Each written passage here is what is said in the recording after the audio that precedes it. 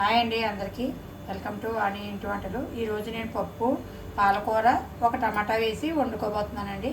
దానికోసం ముందుగా నేను పప్పుని ఇలా పెసరపప్పుని కొద్దిగా చిన్న టీ గ్లాసులు ఉడకబెట్టుకుంటున్నానండి విడిగా.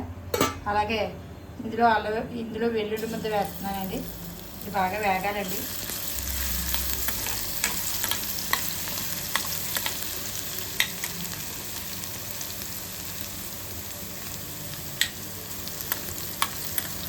ఒక స్పూన్ ఆవాలు, ఒక స్పూన్ జీలకర్ర వేస్తున్నానండి. ఒక 2 ఎండుమిర్చి వేసుకుంటున్నానండి. అలాగే కరివేపాకు కూడా వేసుకుంటున్నానండి. ఇది కొంచెం వేగాలండి, పచ్చివాసన పోయే వరకు వేగాలండి. తాలింపు బాగా వేగిందండి. ఇప్పుడు చిన్న చిన్న ముక్కలుగా కట్ చేసి పెట్టుకున్న ఒక టమాటా వేసుకుంటున్నానండి. ఇది కొంచెం మగ్గనివ్వాలండి.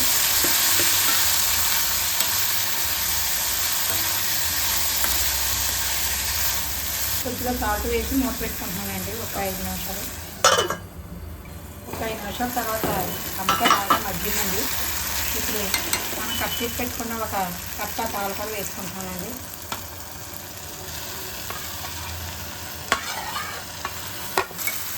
పాలకూర వేసి ఒకసారి కలిపి మళ్ళీ మూత పెట్టుకోవాలండి ఒక 5 నిమిషాలు. ఇది బాగా మగ్గాలండి.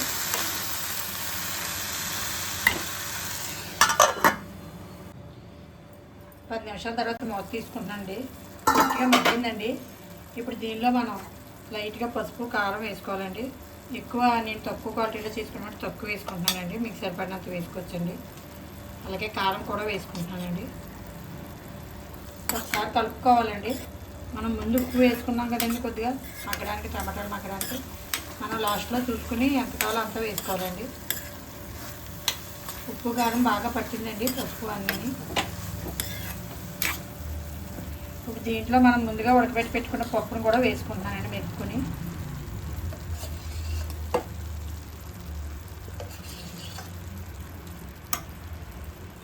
అలాగే మనం కొద్దిగా వాటర్ యాడ్ చేసుకోవాలండి.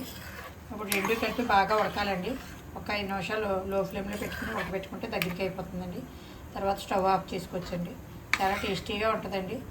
హెల్దీ అండ్ టేస్టీ అండి.